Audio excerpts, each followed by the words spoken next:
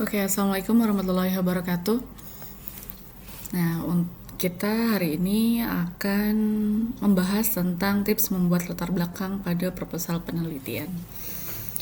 Oke, di bagian latar belakang itu biasanya saya menemukan sering ada mahasiswa yang mengalami kesulitan ketika menulis bagian latar belakang karena biasanya mereka belum terbiasa untuk membuat kalimat-kalimat sendiri yang biasanya misalnya kopas dari referensi. Nah, ini memang di bagian latar belakang seringkali pada skripsi itu mahasiswa membutuhkan waktu untuk bisa menulis dengan baik.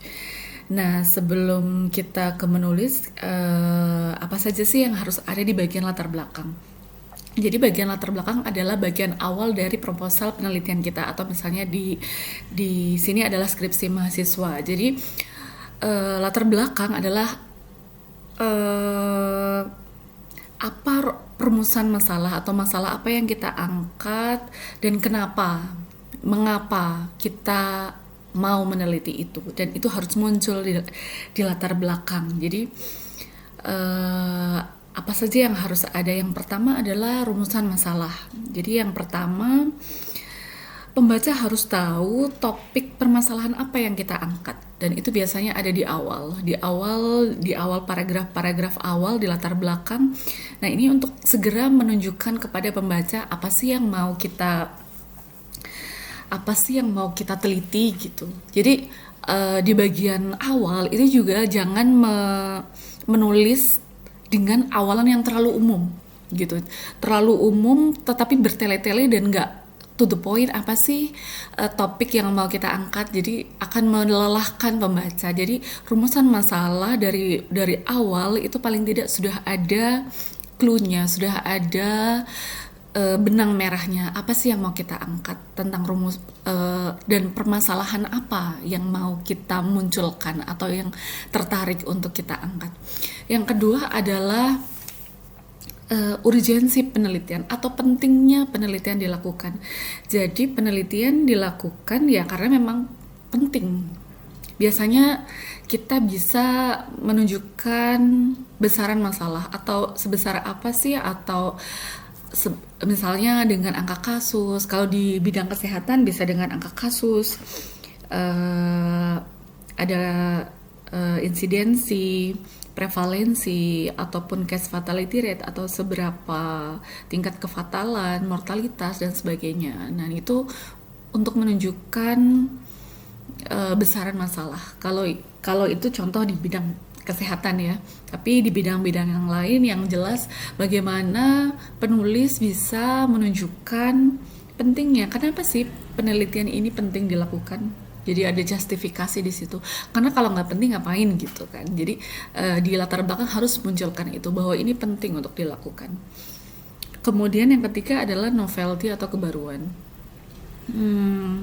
Memang tidak jarang sekali atau hampir tidak ada penelitian yang betul-betul baru. Walaupun itu misalnya jenis penelitian eksplorasi pun kita bisa mengadopsi dari metode yang sudah dilakukan ataupun hal-hal lain yang sudah dilakukan. Jadi memang penelitian biasanya adalah inovasi, adaptasi, pengembangan dari penelitian-penelitian yang sebelumnya.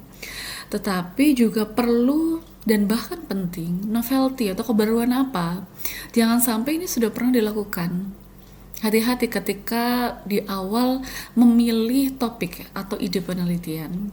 Pastikan bahwa ini memang belum pernah dilakukan.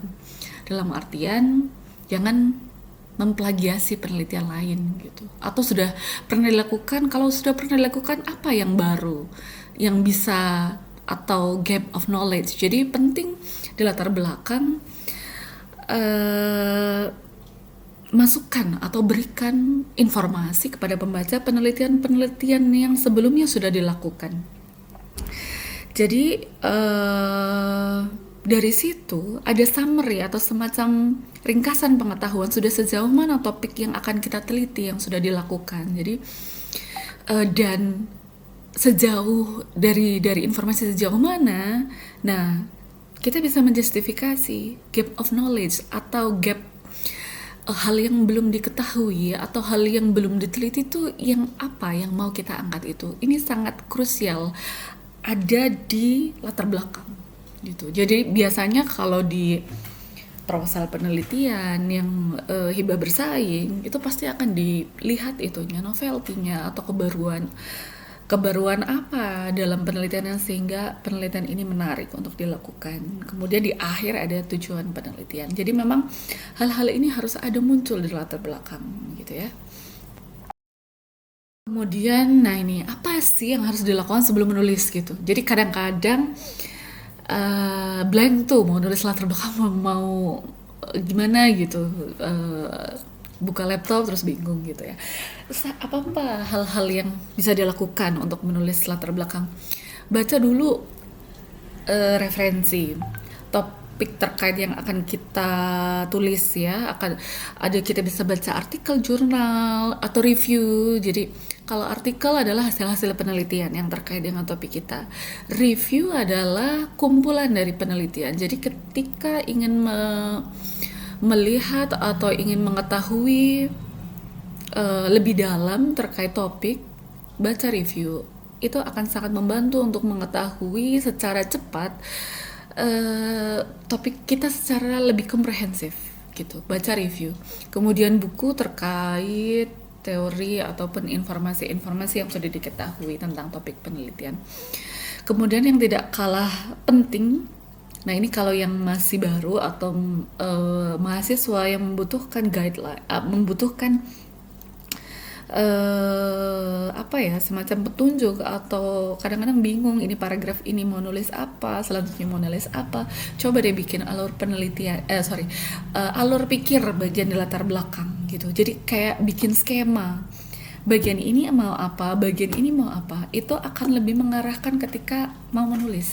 Jadi tahu, oh di paragraf ini mau nulis bagian ini, cari informasinya. Jadi gitu beberapa hal yang sebelum dilakukan, bikin alurnya. Setelah ada alurnya baru tuangkan alur itu di dalam tulisan gitu. Kemudian ini contoh alur misalnya di bagian awal latar belakang itu biasanya awalnya dengan mengangkat topik. Jadi ada semacam informasi awal. Jangan tiba-tiba langsung gitu ya. Jangan terlalu umum juga, terlalu panjang bertele-tele lalu pembaca tuh bingung ini sebenarnya mau meneliti apa gitu kan. Tapi juga jangan terlalu straightforward yang nggak terlalu babi, nggak ada banyak prolognya. Jadi berikan prolog yang satu paragraf terkait topik yang mau diangkat itu apa gitu. Jadi ada semacam pengetahuan singkat di situ. Kemudian baru lari ke permasalahan. Jadi dari topik itu permasalahan yang mau diangkat tuh apa gitu. Jadi langsung jangan kelamaan juga gitu. Permasalahannya apa dan besaran masalah. Kalau di bidang kesehatan kasih sebaran, angka kasus, insidensi, prevalensi, case fatality rate, atau data-data lain yang bisa menunjang sebesar apa permasalahan itu sehingga perlu diselesaikan atau perlu dijawab dalam penelitian ini. Kemudian alur berikutnya adalah informasi. Sejauh mana sih penelitian-penelitian yang sudah dilakukan sebelumnya. Nah, itu bisa memberikan beberapa penelitian meneliti ini dan hasilnya ini.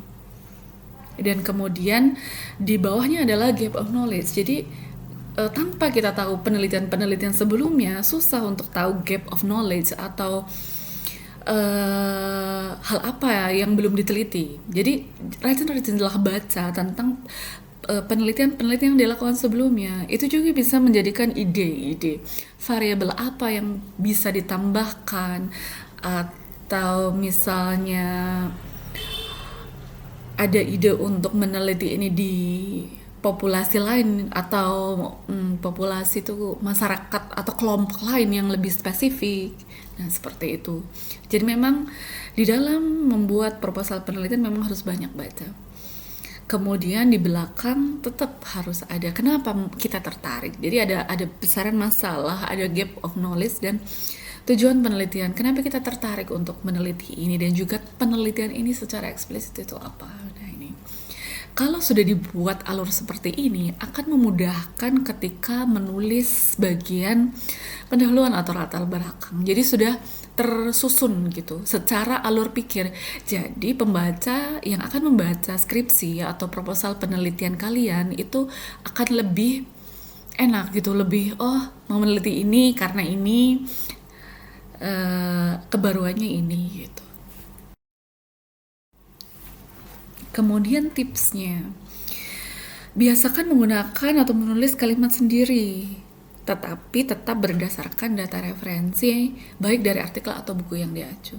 Ini penting sekali di bagian latar belakang, terutama bahwa kita ada ide yang ingin kita sampaikan dan kita tulis, tetapi ketika kita baca kemudian dikopas persis seperti sumber referensinya, itu seringkali ketika saya mengoreksi skripsi akan menjadi nggak nyambung antar kalimat.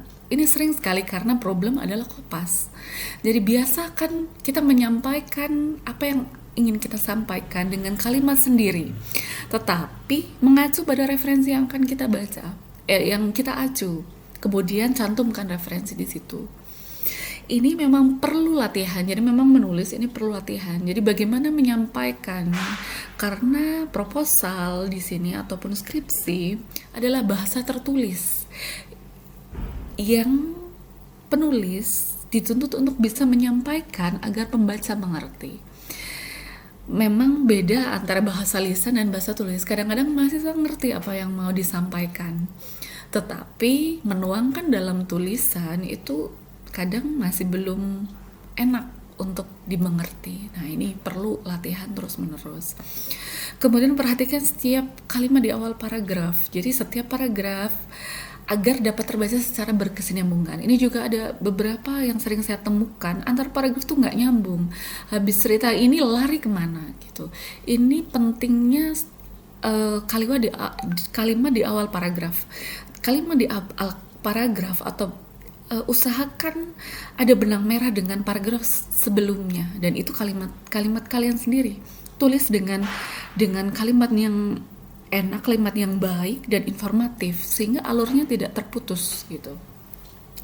Sehingga di akhir latar belakang itu merupakan satu kumpulan alur pikir yang mudah dimengerti oleh pembaca.